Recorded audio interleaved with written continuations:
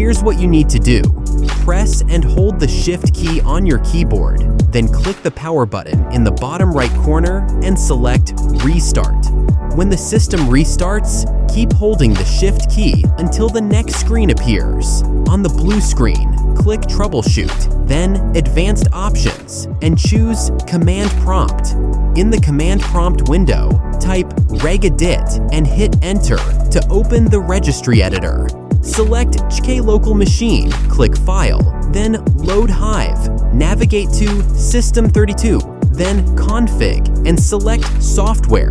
Name it WOFT Software, and click OK. Double-click HK Local Machine, WOFT Software, Microsoft, Windows NT, current version.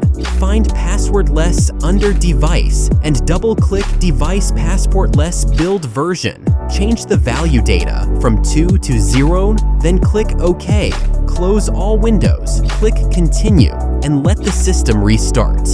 This time, the sign-in option will appear, allowing you to enter your password and log into your computer. After completing this process, you can also disable your PIN. Right-click the Windows icon and select Settings. In Settings, go to Accounts and choose Sign-in Options. Under the PIN section, select I forgot my PIN or simply remove the PIN. That's it for today's video. I hope this fix works for you. If you have any questions or doubts, drop them in the comment section. Take care and bye for now.